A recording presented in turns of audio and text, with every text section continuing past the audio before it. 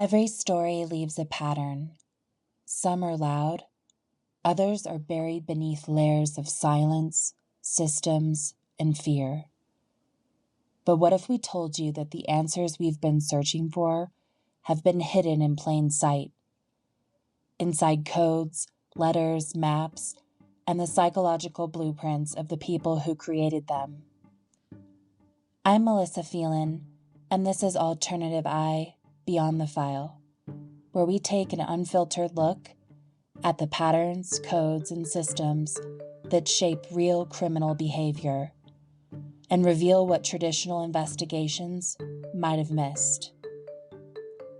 This season, we begin with one of the most studied and still misunderstood minds in American crime, Dennis Rader, the BTK killer.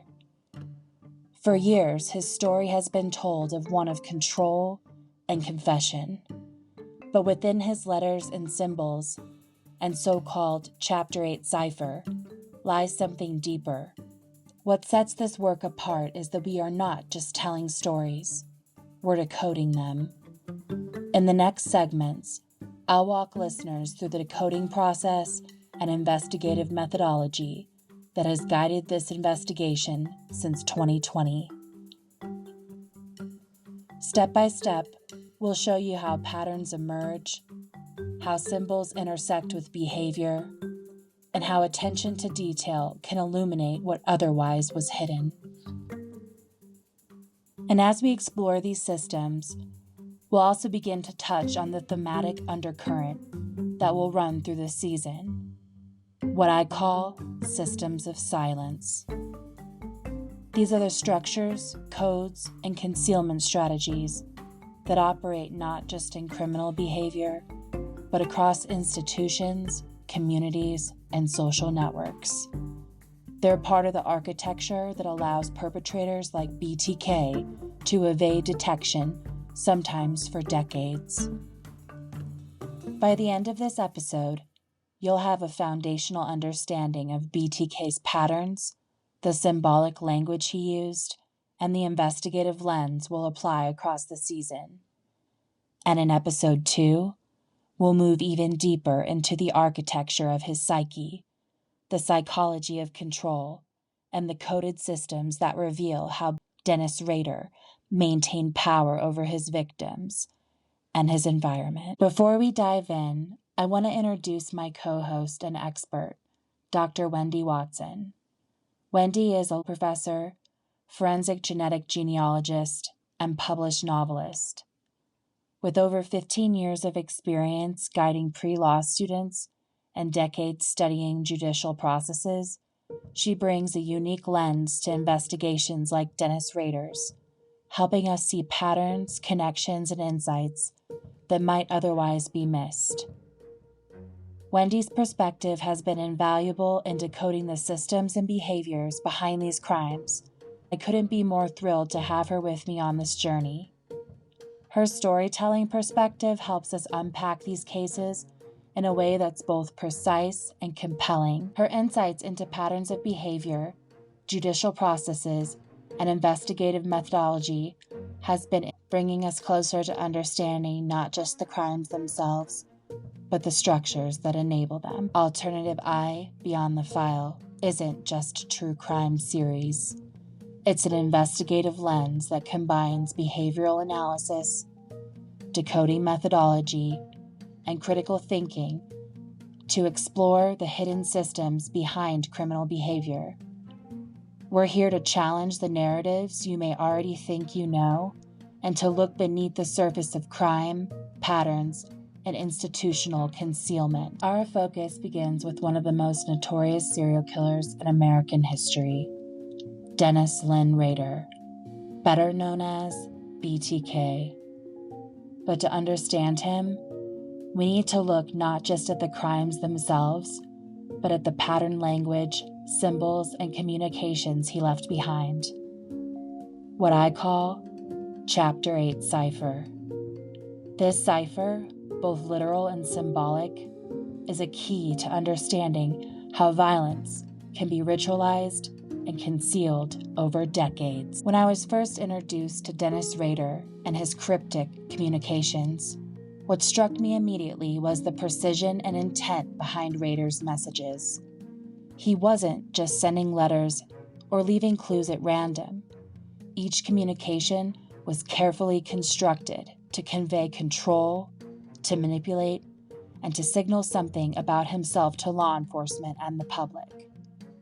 Understanding the structure and repeated motifs helped decode not only the crimes themselves, but the mindset of someone who operates within these systems of silence. So buckle up. We're opening the cipher, and the journey into the mind of one of America's most notorious killers begins now in a way never examined before. Welcome, Wendy. I'm really excited, and I just couldn't be happier that you're here. Me too. I'm excited. Definitely. I know that when we were originally discussing this series and how it would look, we both agreed that crime media, it often overlooks something kind of essential, the underlying systems. Mm-hmm. I was so excited to have you be a part of this with me as we dive into not only the cases that we're looking at, but speaking with our experts and seeing what's really missing from crime stories. Sure, absolutely. Now, just straight out of the gate, so that our audience knows about you, can you tell us about your background and what got you into what you're doing? Sure. So I am one of those people that parents are terrified of. I've allowed myself to be guided more by curiosity than any sort of like grand plan or career ambition. But that's okay. That means that I've had a very sort of eclectic background. So I started life planning to be a doctor, but that really didn't work out. So I went to law school. I worked in the court system for a while. I went back and got my PhD in political science, worked in the court system a little bit more, taught a whole bunch, mostly law related classes. But then within the past like 4 or 5 years or so, I started to develop an interest in investigative genetic genealogy. And so now I spend kind of a ridiculous amount of time building family trees, searching for unidentified human remains or the identities of unidentified human remains and occasionally even a perpetrator. But I think what sort of interests me most about the courts and what has kind of led me from career to career um, is an interest in how we use this very human and very fallible institution. I think more in terms of the courts, but law enforcement as well, in order to achieve this sort of grand ideal of justice. And human beings almost always fall short of the ideal. So, where are those gaps? Where do we fall short of actually achieving justice? That's kind of always been what has interested me. Yes, you and I definitely share that in common. And Mhm. exploring those gaps is what we really want to do here with Alternative Eye and look beyond the file, look beyond what we know in the media to be true of these cases and of these offenders. Absolutely. Yeah, I think there tends to be, especially once you are done filtering the justice system through the media, it becomes so oversimplified that yeah, we are missing, I think, a big part of almost all of these stories. Yes. And with true crime, I know you've been around, I have too, before true crime was a really hot ticket. Nowadays, it seems to be overly saturated. What is your opinion on true crime? I think some of it is done some true crime coverage and content is done really, really well, but a lot of it is not. I think a lot of people sort of rush to get a story. Something happens and they've got to cover it on their YouTube channel tomorrow. And that doesn't leave time for fact checking. That doesn't leave time for sifting through possibilities. So I think a lot of true crime content is kind of superficial. Now, that certainly doesn't mean all of it is. Some of it's really fantastic. Some of the content creators I follow regularly are fantastic about sourcing and fact checking and waiting until a story really sifts itself out, right? The facts kind of come out. Then also questioning whether the official story is accurate or not. I think sometimes true crime coverage tends to be not as critical as it should be, right? Not as thoughtful as it should be. Yes, I would agree with you definitely on that. And it's why I, even as somebody who would have loved to do something like this earlier, podcast or come out into the media with my skill set and bring Mhm. on experts to try to use these platforms in a new way, not necessarily reinvent the wheel, but in 2025, how can we use the current landscape in even alternative eye Mhm. to push these cases forward or to utilize the public in a stronger way? I mean, I think, one of the good things that has come out of the true crime movement is the sort of citizen detective idea. Now, I don't necessarily recommend that every citizen go out and start snooping around, their neighbors' houses and usurping the place of the police. But Yeah. one of the big gaps that law enforcement has always had is an information gap, right? It used to be that it was a lot harder for law enforcement agencies to talk across jurisdictional lines. And a lot of that has let up, right? We now have better technology that allows for more collaboration, but that technology isn't one-sided. That technology has also helped perpetrators as well. So it's easier for them to hide their identity and to sort of go underground. And as a result, it takes a village. Sometimes you need eyes on the street. You need people who are willing to look at a problem from a different perspective. I think that's where, that's one of the reasons why I love talking to you about things is because you do look at all of these cases with a very different perspective through a very different lens than most people do. And I think that there are lots of people who could bring their own lived experiences and their own special gifts, maybe not on a paying basis or on a permanent basis, but at least to individual cases and provide some input and close some of those gaps that we see. I think it's so powerful to acknowledge that it does start with the individual. Even Mhm. with how I got into this, I made a decision because I saw what I could do for one family or Mhm. one person. It's one person at a time, one relationship at a time. And then before you know it, you never know what you can build. You could be just like you. I know for many years you've been in front of large groups of people, like we were talking about earlier.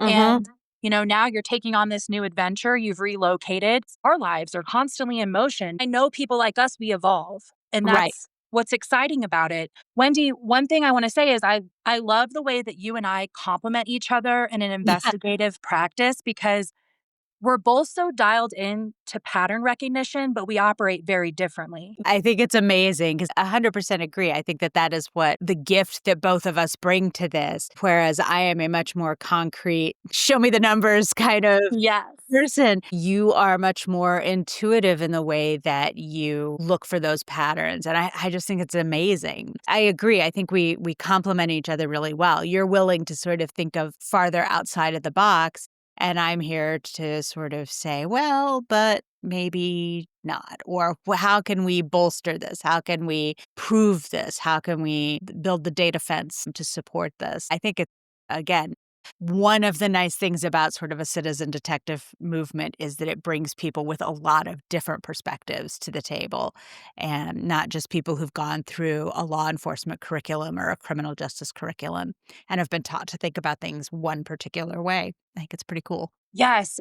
This conversation can go even further as far as creating a new way of doing things, working with local law enforcement when you have civilian investigators that Mhm. are vetted and they're allowed to come into these cold case units. They're civilian led, but for the most part, the PD dictates the files that they see, the information that's given, but they do have access to evidence. They're able to come in. And I really think that something like that is very important for us to explore, especially with the audience here on the show, and just innovative approaches to solving these crimes.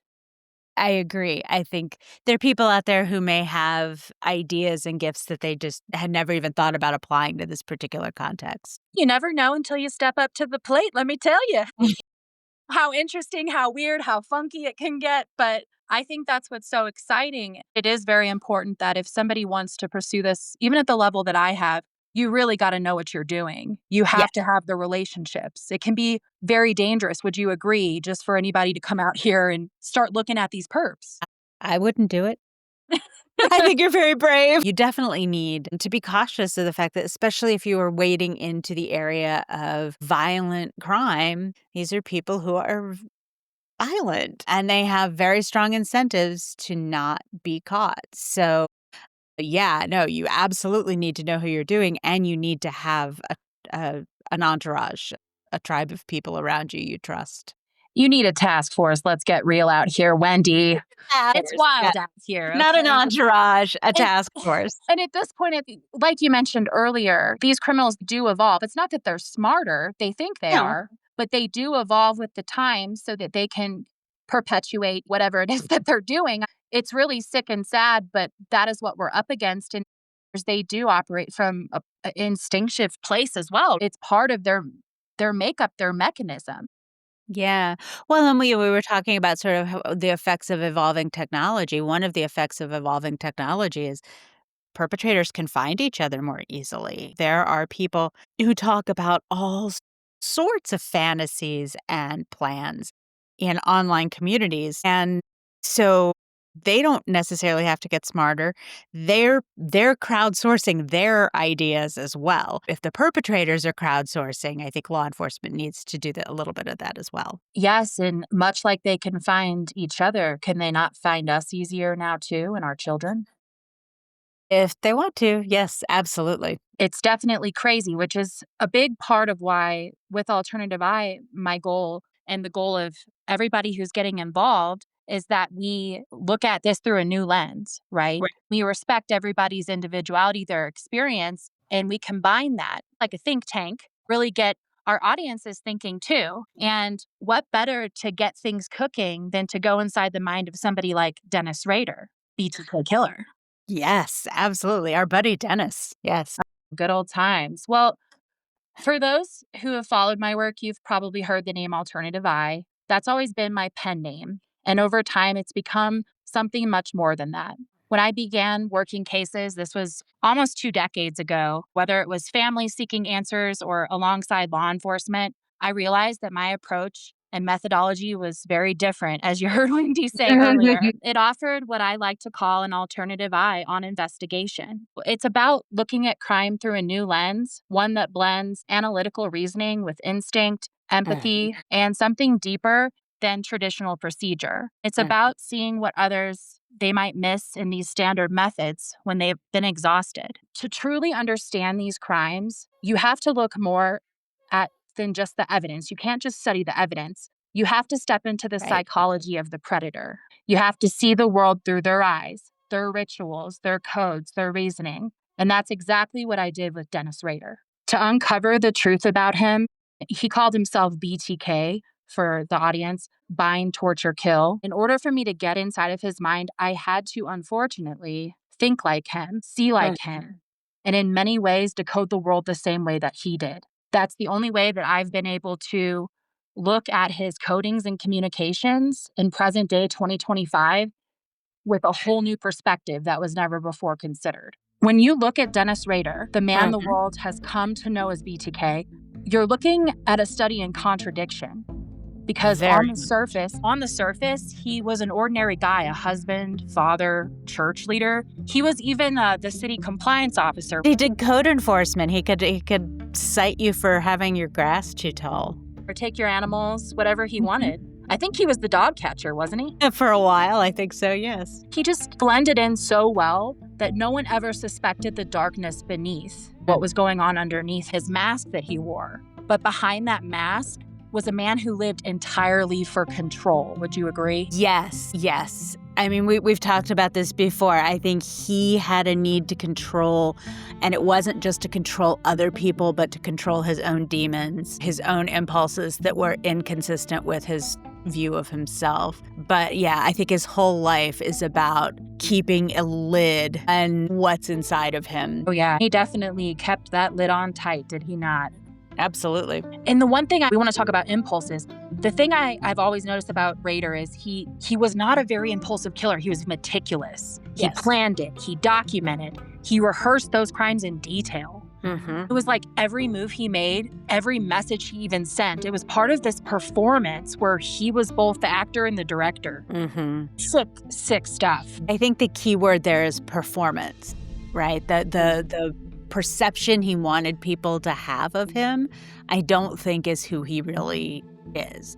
I don't think he's as in control as he would like us to think. That's my take on him, at least, is that underneath that there's a lot of cognitive dissonance. There's a lot of big internal fight about who he is. He is 100% about controlling his image and making sure that we think of him as the puppet master. Definitely, because psychologically, he fits into power control offender dynamic. His gratification, it didn't come from the act of killing itself. It came from the domination, from the binding and breaking down of the victims, physically and mentally. I agree. You and I have talked about this before, but in terms of offenders, he reminds me so much of Russell Williams, the Canadian Air Force, who was like BTK, living this very buttoned up life where, everything is neat and tidy and the perfect corners on the bed and, bounce a quarter off the sheets and that whole sort of sense of control. Underneath was this desire to control other people. But again,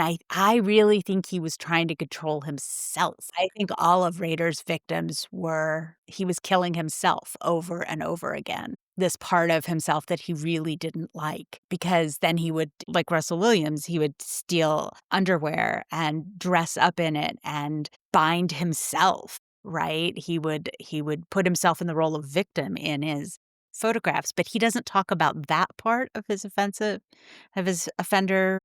background the way he talks about killing people. Because killing people, I think he thinks is just fine, but wearing women's underwear and tying himself up, that I don't think he's okay with. Yes, and both Russell Williams and Rader, they show all the hallmarks of narcissism and psychopathy. There's no empathy, no None. remorse, and there's an overwhelming need to be admired. Or with the colonel, in his position, Williams, he was already in that position. He even killed a woman who was on his base. Wasn't that the case? Yeah, that's how he got caught, was killing somebody, Marie France, who was somebody he actually knew. I believe he did also sexually assault a woman close by one of his properties, a couple doors down. Was pretty sure it was in his neighborhood. Russell Williams is very similar to Rader, Mhm. very similar. And I love that you shared that with me, that interrogation, empathetic interviewing, because the way that that guy handled that interview was incredible. In 2 hours, to be able to get him to admit to everything,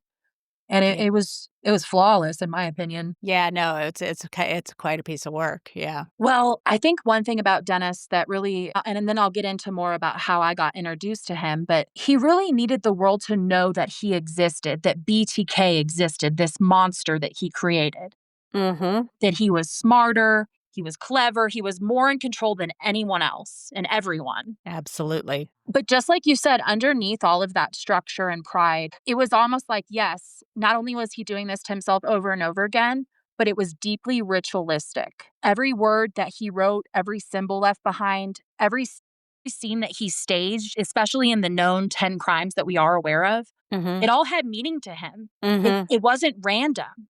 And it No. was part of his personal, like, mythology almost, and one that he fully understood. And that was the mind that I had to step into, not just to understand what he did, but why he did it. And that is what really started this investigation. And later this year led me to decoding his Chapter 8 cipher. Which is so cool, yeah. It's been a wild ride. I mean, that's why I couldn't wait to release this podcast and, to cue our audience and not only to make them aware that Dennis did admit to this stuff it says, I confess I'm guilty. I mean, there might not be a specific decoding methodology that can be applied to this, but it's all there. These Right. admissions of guilt, these details, these addresses. So can't wait to break that down with you, Wendy Watson. Yeah, I'm very excited, yes. And truly, to see Dennis Rader clearly, you have to look through an alternative eye. There's no other option. Yeah, I agree. Because I don't, like I said, I don't know that he can even articulate himself exactly who he is. It's in there. All that crazy's down in there, but I think you have to I don't think you can take him at his word when he's confessing and talking about his motivations. I don't think he can admit his real motivations. Well, and I think that as we've looked into the cipher and what I've been able to extract, and you've been so great in helping me with this research, have we not maybe started to understand potentially why it is that we don't know the whole story? Or, Right. I mean, when we're talking about the possibility of Dennis Rader not acting alone and him introducing known killers into this puzzle that are clear as day right there by the names, this is something for our audience. Even we don't know if this is true. It's the specter of, did it really start with the Otero family? Was there something before that even? This is chapter 8. What were the chapters before? What's the whole story? I don't know that we'll ever get him to tell us. It's super terrifying to think of him sort of interacting with other killers and helping to shape them and mold them. It truly is. For our audience, Chapter 8 is a communication that Dennis Rader he sent to a Wichita news station in 2004. This was before his apprehension. No one knew who he was at this point. The following year in 2005, he was linked via DNA and a floppy disk, which ultimately revealed him as the BTK killer. So at this time that this puzzle was sent, no one knew who he was, which also is very important to understand when we look at this key piece of evidence. I'll go ahead and just tell y'all briefly how I got introduced to Dennis Rader. In 2020, I was working on site in Wichita when I was approached by a retired CSI. Really cool guy. He was a man who had been there the day that Dennis Rader, the BTK killer, was captured. Oh, wow. He said, "Do you know who BTK is?" And he had approached me, where I was working in this office. And I said, "No, I've heard of him in passing, but I truly didn't know anything about him," which was really great for my process. He told me something that happened back in 1987. It really stopped me in my tracks. And I remember because I was literally leaving the building when he was texting me about this.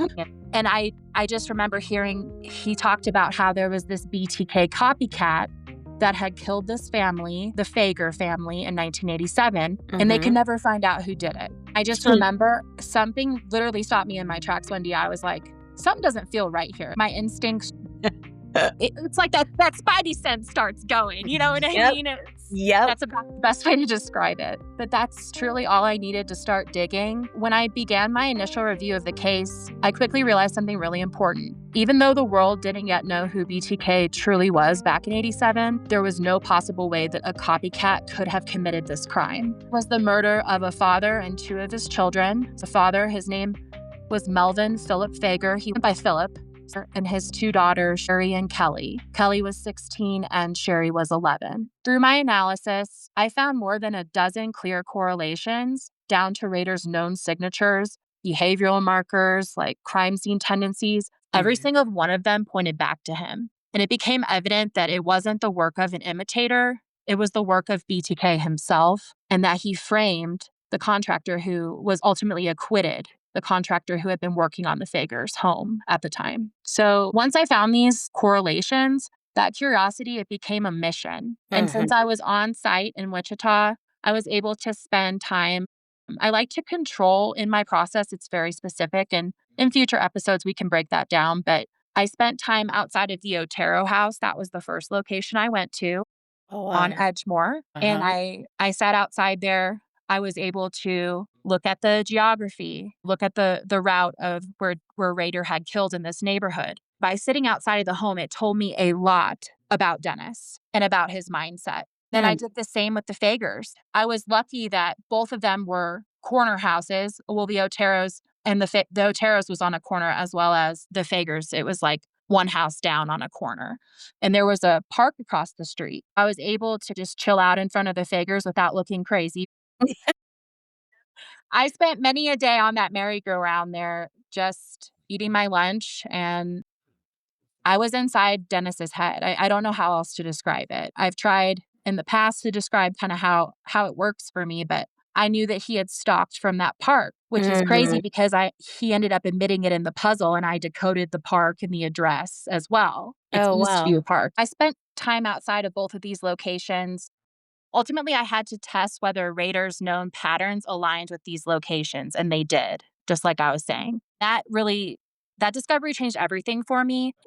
I went back and I started to analyze Rader's communications. Lo and behold, this was the first time when these murders took place, the Fagers, a week later, Dennis Rader inserted himself into the fucking investigation. Okay, ladies and gentlemen, he wrote a letter, and this was the first time in history he ever denied doing something. He said, I didn't do it, but I admire the handiwork, something to that degree. He wrote a poem and also made this sick sketch that depicted a child bound and by some water. Andy, when I saw that picture, I was able to compare it to pictures that had come online a year before in 2019. The house had sat empty since 87 and it was put up for auction. I had all of these pictures that no one ever had access to in the public before. When I compared them side by side and I decoded the poem, I was like, Dennis Rader did this. He did this and he's mocking this investigation.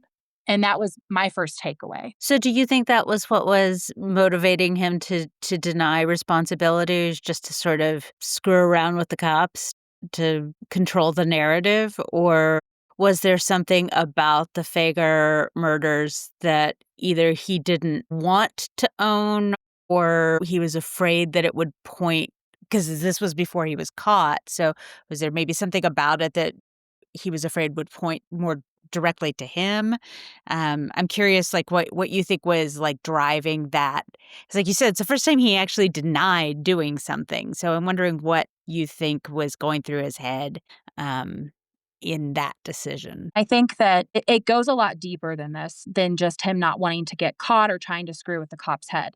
When you look at the timing of this and what Dennis later admitted to, his wife, Paula, at the time, she never knew anything about this, but there was a time where she started making comments to him. And I know that it was around, I believe, the mid to late 80s. And there was one time he even admits to it that he thought he was busted. They were sitting on the couch, I believe, and there was a news segment on about BTK. And she said to him, you spell just like BTK, you write just like him. And I think the fucker was terrified. It was crazy because he left things almost in plain sight, these trophies in the house and everything, which is just so terrible for his family to be surrounded by that in this fake ass life that he built. And he lied to everyone. He wore this mask for everyone. It's just terrifying. So I will tell you, to get back to your question, Wendy, if you look in 1987, the child that got the most attention, similar to Josephine Otero, because you have these two little girls. They were taken down into the basement. There was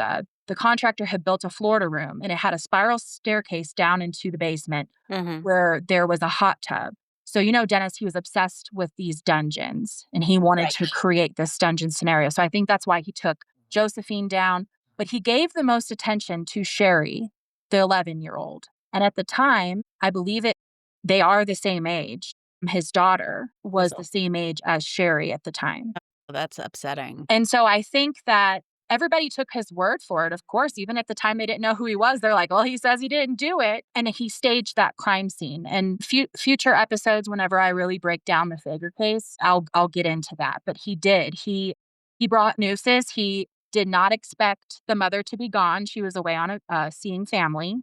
Somewhere in Kansas, I believe. And he showed up and he had that fourth noose and he planted it in the contractor's van, drove it down to McDonald's. He wiped the entire van clean of prints. Because he denied it, it was enough for that guy to get indicted. There was a lot of things going on. There's apparently been a lot of misinformation on these cases, misconduct, a lot of stuff that I'm not here to scrutinize. But there is a lot that we can learn from somebody like Dennis, especially when in 2023 they did come back to these cases. They did go back to his property and dig it up. They did find sketches and other key pieces of evidence. A lot of it is not available to the public. So, but yeah, I think there's a lot of reasons why he denied that. I think, and that's also why he switched the way he operated and he moved outside of the area. I wonder too, you know, the Otero murders is his first sort of known confirmed crimes, which again, the notion that he started with the family of four doesn't feel right to me, but that's the one we know of. And I think It's so interesting to me that there was an adult woman in the house, right? So if his preoccupation was with adult women, he could have taken his time with mom, with Mrs. Otero, but he didn't. It was with the two children, first the boy and then the girl with Josephine. I do I think it's interesting that Sherry is it Sherry Fager was the same age as his daughter. I wonder if that also caused some dissonance for him, like, that he was aware that he was getting really close to something that was, even for Dennis Rader, taboo, the notion of sort of doing this to his own child. Not that he was planning to, but if there that psychological connection was actually a little too much for him, and if maybe he wanted a bit of distance himself from what had happened. It got a little too real Yeah. right there. That's very interesting because I definitely think we've talked about his victimology, his known victimology a bit, and he's definitely offended with a fairly wide age range. But I do think that when push came to shove, his preference was for younger girls. Yes. And so that's really interesting. I didn't know that Sherry was the one that he spent most of his time with, but that makes a lot of sense. And that connection between Sherry and Rader's own daughter would have been, like you said, both scary in terms of potentially pointing to him, but also maybe psychologically scary to him. Like, wow, this is more than I can handle at the moment. Well, and even to take a look at the behavior, when you look at these crime scenes and you try to dissect it, I wouldn't put it past Dennis to be staging crimes past a certain point for a multitude of reasons. When we really break down that cipher, which you've seen my analysis, that's Mhm. 300 pages at this point, tabbed out. Yeah, It's because this it's exhaustive. involves, oh, it's a lot. I go back now and I'm like, how the hell did I even do this? There is legitimacy to this. If we go back to 2023, when the Osage County Sheriff's Department, there's a great guy named Eddie, and I believe he was the current sheriff at the time, Eddie Verdon. I hope I don't butcher the guy's name. But he went back to the puzzle. He decoded a missing teenager. Her name is Cynthia Dawn Kinney. She Mhm. disappeared in 1976 from a laundromat. And he decoded her name and some key details there in the puzzle. So that, I believe, is what started this second round of BTK investigations. There was also reports from me coming in, and there was a lot of people out here apparently taking a crack at this cipher.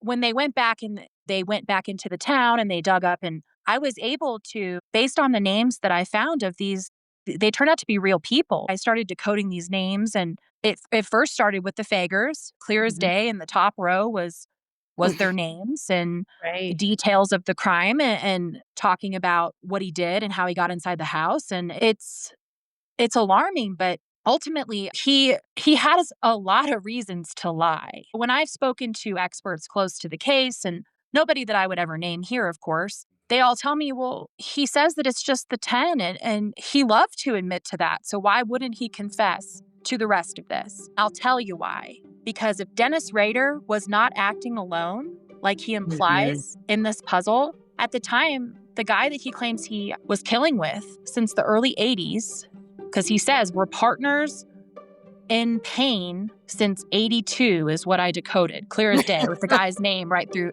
all the victims' names. Okay, it's really sick.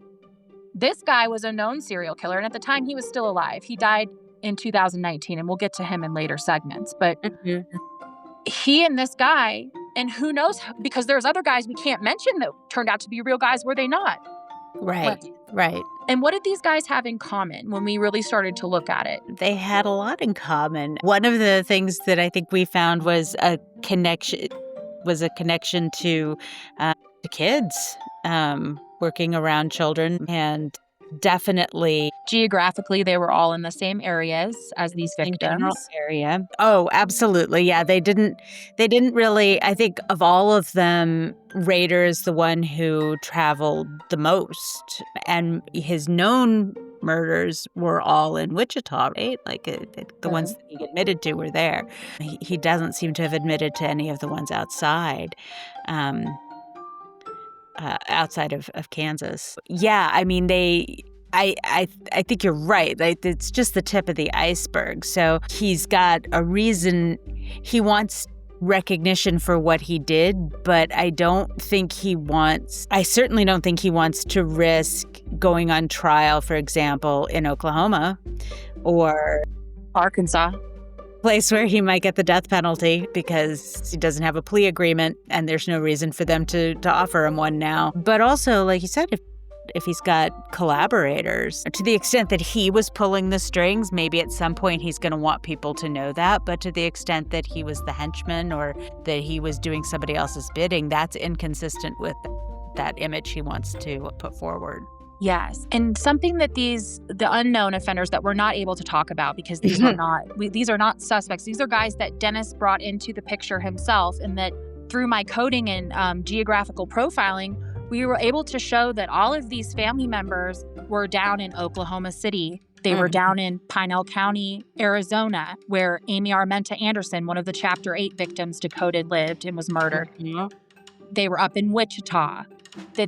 When you start to geomap and look at where all of Rader's known victims were, they were all off of Redbud Trail. And so there's a lot of things here to break down. But one commonality that we explored, Wendy, was that these guys, they were all in the service. Yes. And where were they all going at one point? Okinawa? I think Rader did. Yes. I mean, we definitely talked about some of his paraphilia perhaps arising or being stoked by experiences in Japan. He admitted to that, actually. I found it in a news article recently. Oh, really? He said, everything that I learned about sex, I learned in the service. Wow. Yeah. So these preferences for binding and torturing and killing, Dennis, that seems to be what you enjoy, killing kids. So where did you learn that part in the service? Yeah. Well, for real. And at what point did you decide to take photographs of your victims or, create pornography of even yourself? What was the purpose of this truly beyond his own desires? And that's something to be explored. Would you agree? I would agree. I definitely think a lot of Rader's motivations were internal, but that doesn't mean that they all were. Like, I'm trying to imagine, so I'm not as good at sort of sinking into somebody else's perspective as you are, but like, imagine being Dennis Rader and having these very, very transgressive fantasies and these desires that are at odds with your view of yourself and at odds with how you want other people to view you and are super dangerous because they're illegal. And then imagine the joy of finding a kindred spirit who is also interested in what you're interested in, who's turned on by the same things that turn you on. Like, that must have been such a rush for him, Yes. to finally have a friend, Yes. somebody he could be himself with and maybe manipulate, right? Because I think we've talked that some of these guys are maybe not as with it, as competent as Rader himself was, but I have to think it would be like, suddenly being the cool kid when you're used to being the burnout smoking behind the football stadium, right? Like, you are the man. You have groupies. And so I would imagine there'd be a tendency to want to protect those people as well, not necessarily out of love or compassion, because I think we can establish that Rader does not feel that, but out of this sort of weird loyalty that he might have that would be fed by the notion of being brothers in arms with his fellow murderers. Yes, as he refers to decoded in the cipher by yours truly, partners in pain. And, Partners in they say that even the devil needs a friend. Are we expected to believe that Dennis Rader went his entire life without anyone ever finding out who he was? When we look at this killer, now he's been dead since 2019. His name is Charles Vines, Charles Ray Vines. Mm-hmm. He was known as the River Killer, which is interesting because The Arkansas, Kansas, and Missouri rivers run through all of these areas where these crimes allegedly took place from Chapter 8. If you look at Charles Vines, he was quite a bit younger than Rader, but they look the fucking same. They even wore their facial hair the same. Just things that really start to add up when we do explore. Did he act alone? And was there more than 10? Right. Whatever people think of the sort of details of your conclusions, I don't see how anybody can come away from the cipher or even just a cursory analysis of Dennis Rader and think that really it's just those 10 people. There have to have been more. During the so-called, that dormant period where he wasn't killing as BTK or wasn't sort of notifying people as BTK. And I really don't think the Oteros could have been the first. I just can't imagine somebody saying, I think the first time I kill people, I'm going to break into a family of 4 by myself. That's pretty brave. There was quite a few people in that house, including a grown man who was in the military. And a dog. Yeah. Yeah. He knew that he wasn't surprised by that. But the notion that would have been his first choice, his first effort, I can't believe that was the case. He had that very clever ruse with the Oteros, telling them that he was wanted in California, which was so smart because, first of all, it makes him seem like he's a dangerous person, so they will do what he wants them to do. But also, on the off chance that he's unsuccessful and one of them lives, they're thinking he's somebody from California. That's a really sophisticated ruse to use on your first turn at murder. Yes. I do know for a fact, looking into the Otero family and one of the surviving children, Charlie, he had later in his life, he released quite a bit. I think he was making a documentary I was able to see pieces of online. And he talked about how there's no way that Dennis Rader acted alone. He believed that. He believed that his family, it was a hit job of some kind because of the family had just come over from Panama and they were living in Wichita. And when we looked at one of the main names decoded of this other guy we can't talk about, him and his family had been living down the street from the Raiders, from even his parents, since as far back as we could trace them. So we wonder who got him into this. And it's possible that there was somebody maybe even outside of the home that was grooming him and made him into this killer. I mean, to think that maybe they had targeted these families, these children, is not outside of reality here. People are like, no. There's a lot of people that don't even want to think about this anymore. And I do understand that too. I get it. But at the end of the day, we cannot ignore this. We have to do due diligence because, if I may, Wendy, for our audience, I want them to understand through the decoding sessions what I've uncovered. It would appear that Dennis alleges the names of 8 previously unknown victims, descriptions of the crime scenes, even specific burial locations of the 2 missing children. One is Amber Barker, who disappeared from Oklahoma City. She was 10 years old. I mentioned earlier, 16-year-old Cynthia Dawn Kinney, who disappeared in 1976. Down to the addresses, I was able to use my remote viewing methodology to locate these properties, even down to the fucking addresses, y'all, okay? And the landmarks surrounding them. If there was a lake nearby, the lake's on there, okay? And these all had very sentimental value to Rader. That's why I was able to decode this information. I had to think like him. He played an alliteration game, and people don't understand that about him with what we currently know. But this cipher, it tells us so much. Not only does it tell us that, there's a hidey hole. Dennis, he was notorious for hidey holes, as he called them, where he would bury evidence. And there is a secret place in Wichita. I cannot disclose the location because all of my information is sent over live to now 4 states and KBI and OSBI. So many people are basically like, what in the hell do we do? I really hope that I gave them something good to chew on. But there's this secret place in Wichita, described by Rader as deeply personal. And I was able to decode that precise area again, down to real world geography, the address, where he says it, why it has sentimental value to him. And then it's close by where he grew up on Seneca. But, perhaps the most disturbing part is where I kind of left things, because I spoke to some PIs on one of the Chapter 8 victims, and they were able to introduce to me Charles Ray Vines, and that he was one of the prime suspects. And so in the cipher, Rader suggests he wasn't working alone, and he referenced the now deceased Charles Ray Vines. Yeah. So now the question is no longer, did Dennis Rader do this, but what did he really do? And are these two kids out here buried on these Oklahoma properties, Wendy? Right, right, right. I mean, finding, and again, we've talked about this before as well. We've got Rader's drawings of barns with young women, and are they fantasies?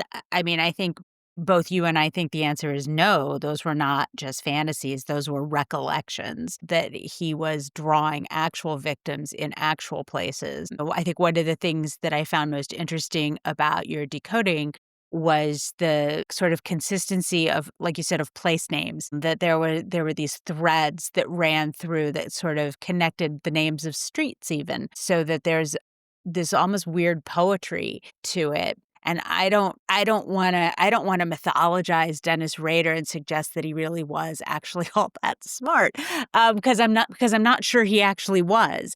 But on some level, there was something about these places and these people that was calling to him, and whether he figured it out and put that into the cipher, or whether even he is unaware of the interconnectedness, the psychological interconnectedness of all of this. I think it's kind of an outstanding question. But I don't think you can argue with, like you said, the fact that there are these threads that connect the places and the times and the people. And I think it's interesting that at least two of the victims that we think are, see, I'm saying we because you've convinced me. Um, Well, thank God. Thank God. At least two of those victims were, again, children. They were not the adults that he typically targeted as BTK. So again, I think his real drive, his real impulse, and when I say impulse, I don't mean impulsivity, but like the real motivating factors, the deep psychological wound he is trying to address with these behaviors, has something to do with youth.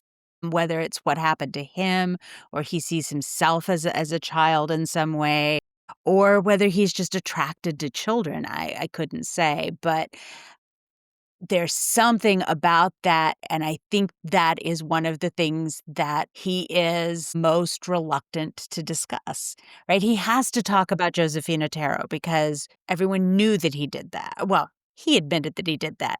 But that was in a scenario where, at least initially, he could sort of suggest that Josephine was not the primary target, right? That she was like collateral.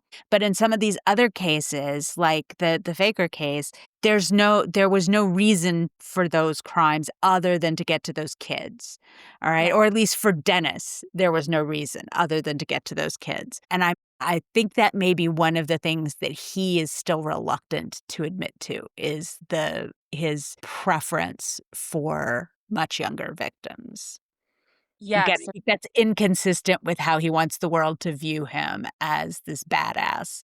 Preying on kids is not badass. Dennis really, he thinks he's a creative genius. He thinks he's an artist. And Yeah. he liked to look at those old school magazines where the women are all sketched, right? In the 50s and 60s, that was what he liked to look at. And he tried to recreate that in his own right. But the thing is, and there's been a lot of people that when I told them my theory without them looking at the report, they want to laugh me out of town. They're like, well, no, Dennis killed only in Wichita. But if you look, for example, in John Douglas's book, famous FBI profiler, he talks about how Rader, and there were direct quotes, Dennis said, if I was ever going to do things differently, I would take the girls, I would go out of Wichita, and I would kidnap the girls and take them out into the country, which is what took place for these 8 victims that we know about, including a guy that he framed, related to Amber Barker. But when we talk about the framing of multiple innocent men, that's also something we'll have to deep dive into later. I mean, It's crazy. And what were the motivations for framing these men if this wasn't an organized type of group? Some really alarming things that have been introduced here and there's, because of my background and my approach, it's definitely not something that I think anyone can just do. When I looked in the FBI vault, they ran this cipher and other communications through their computer systems at the time. And when we see what was spit out by those it literally paints no picture at all of what's really within this puzzle. It's very layered, it's very intricate. And when we break it down visually, in some future episodes with what we can show the public, I think they'll be quite surprised too. No, I definitely, I think you're absolutely right, because usually ciphers follow, ciphers are meant for somebody else to interpret, right? The whole point of encoding something is so that somebody else can decode it.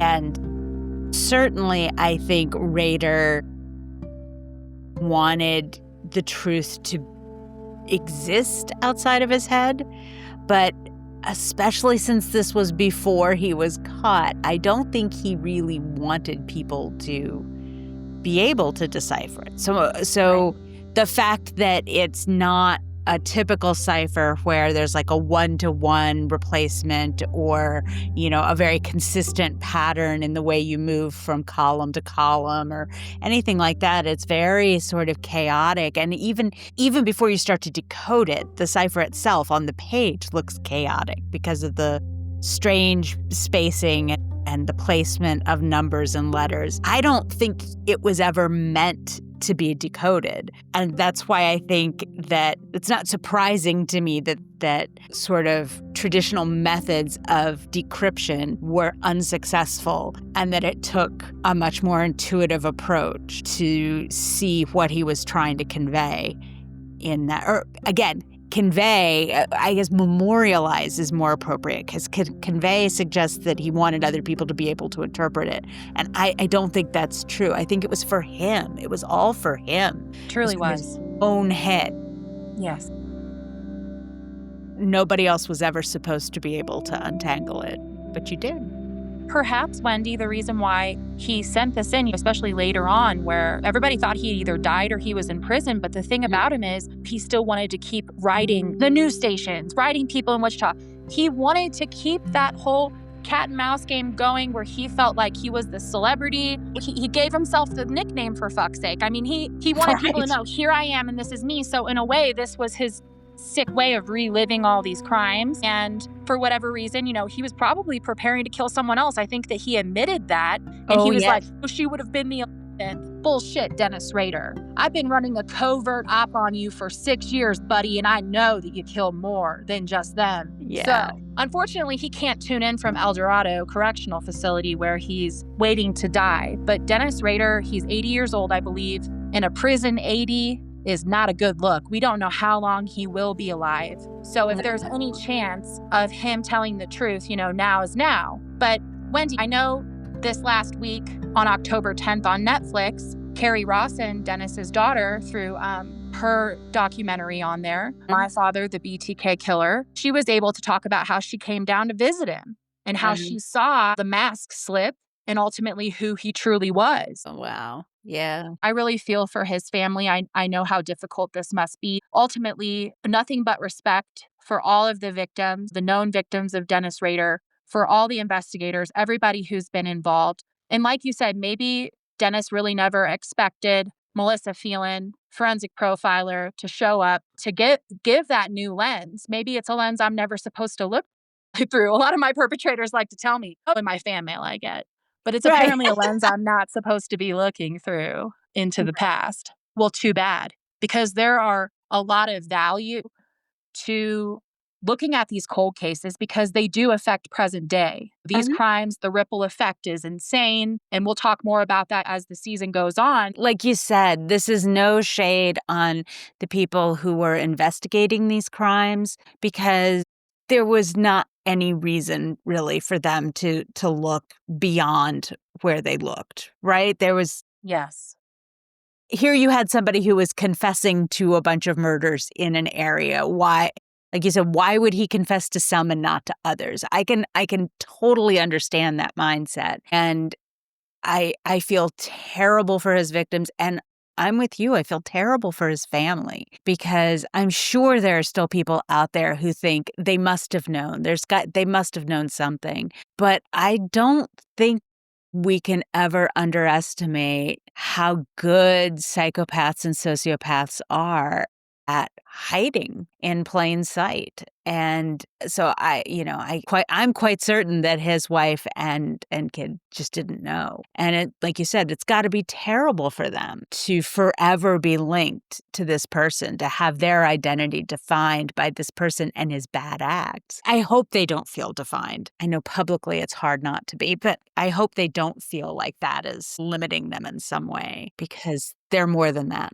They're more than him. Yes, they are. As we explore in the next episode, Inside the Mind Behind the Mask, we're looking at not only this cipher that we're going to open and explore.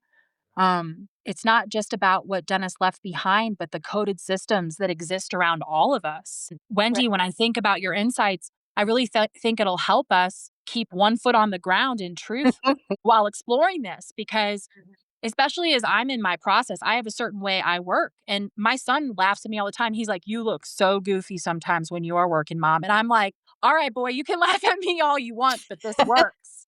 So at the end of the day, it's really about understanding about the masks that we all wear, so to speak, but these predators especially. And Yeah. I know for Dennis's family, it has to be very difficult to separate the man that you believe in your head is this reality and then who he truly is. And there's so much to learn from someone like Dennis Rader. And we did take his word for it.